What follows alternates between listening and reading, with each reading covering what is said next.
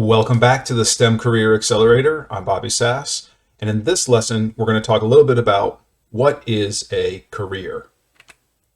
So I'm going to start off with a basic definition. We'll briefly review the old career model, talk a little bit more in depth about the hybrid career model and what it means to be a T-shaped professional, and then we'll conclude with a thought exercise.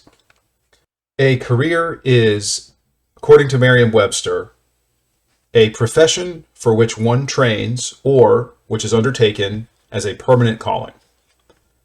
They also describe a career as a field for or pursuit of consecutive progressive achievement, especially in public, professional, or business life. So for our purposes, let's break this down a little bit. A career is a profession. This is the STEM Career Accelerator. We're talking about science, technology, engineering, and mathematical-oriented professional careers. And we have been trained and are training in our profession. Now, undertaken as a permanent calling, there's a little bit more complexity in that.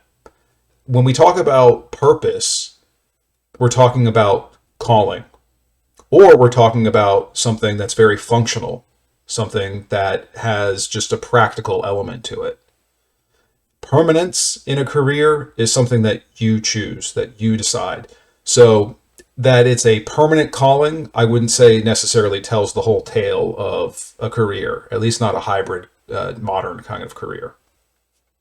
And then a field or pursuit of consecutive progressive achievement. I think that consecutive progressive achievement makes sense. Whether it's consecutive or not, certainly it's progressive. What we achieve in our careers and each milestone we celebrate in our careers is progress. We're mostly talking about professional and business life. For some of us, there may be a more public element to this. And, that might be our reputation or our branding, those sorts of things. These are two basic definitions for a career. They don't necessarily tell us everything that we need to know about what is a career for us to have a career transformation. But we have to start somewhere. So this is just the basic definition. If you recall from the previous lesson, the old career model is about social conformance, having our career as an identity, moving from an employee to a workaholic, and that being the version of success, that we're on a fixed career trajectory that progresses in one or two careers over the course of 30 or 40 years, and we're climbing that ladder. We also have to be careful because we might get into a situation where we hit the career ceiling. And this all happens because this is what's ingrained in the culture. And because of that, we tend to go into an autopilot as, just this is the way that it works. And so I'll just sit back and let my career evolve instead of having a career plan, a model that works for us in the modern business culture and in the modern profession. So instead, we're looking at the hybrid career model. The old career model was about I-shaped professionals. If you recall, these are narrowly skilled professionals. They start small and just go deeper and deeper into that narrow niche expertise or specialization. That's not what we're going to work with here. The hybrid career model is the new career model. And primarily, we want to focus on the T-shaped professional. So a T-shaped professional has strong generalist skills. They have many transferable skills, and their skills and knowledge are interdisciplinary. Their specializations are dynamic, and they also have this deeper expertise. The T-shaped professional has a broad top to it and narrows down into what would only be the narrowly skilled I-shaped professional. But we have a lot more going for us as a T-shaped professional. There's also the X-shaped professional. We're not going to get into that yet. Primarily, we want to focus on the T-shape as the basis for how we're going to develop and transform your career. So here's a story about one of my favorite T-shaped professionals, someone from history that I respect very much, Dr. George Washington Carver. He was born into slavery, and he became an international expert, national hero, and formulated some of the most important agricultural practices that are still in place today. So what does a T-shaped career look like? Well, according to George Washington Carver's career, we could say that it looks like a great diversity of skills and abilities. Dr. Carver is a T-shaped professional because he has the foundation of being a strong generalist. He could paint, he could experiment, he could work in the field, he could do administrative work. He was also a public figure and a political actor. So he had a broad range of skills.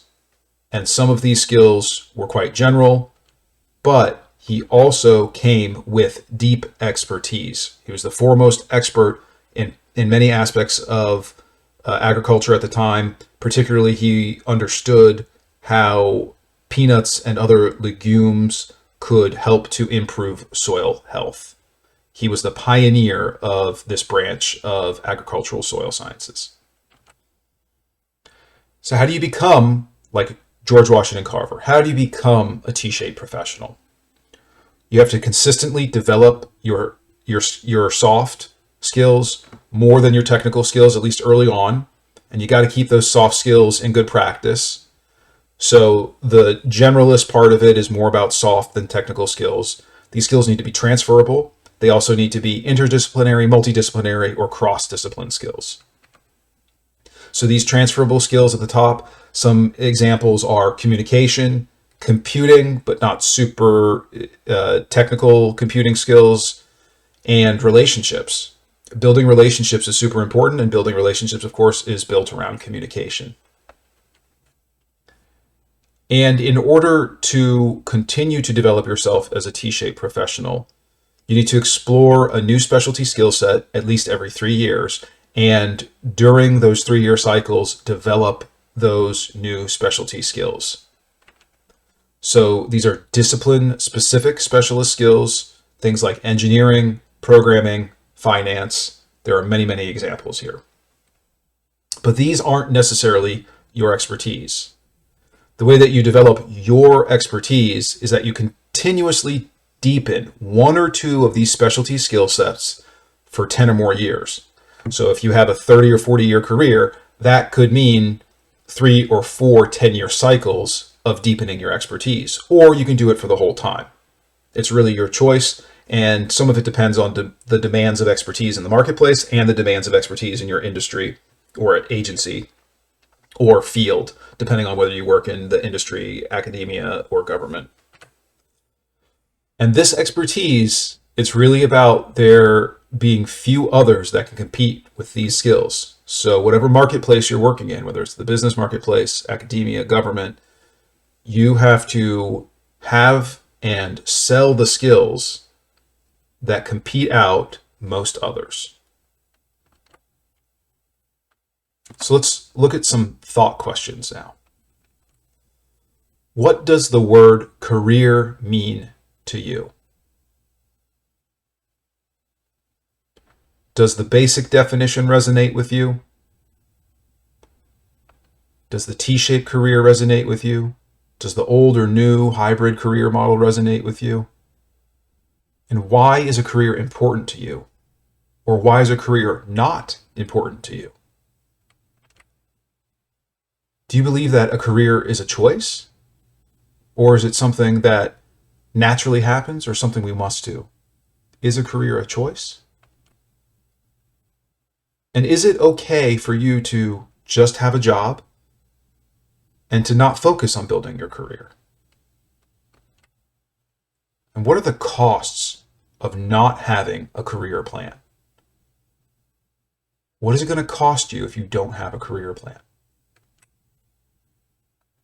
And looking at your current situation, are you on track for becoming a T-shaped professional? Now, if you go back to the online platform, you can download a page that has these thought questions on it so that you can refer to them so that you don't have to write them all furiously down right now. That's a little bit more about what is a career. See you in the next lesson. Thank you.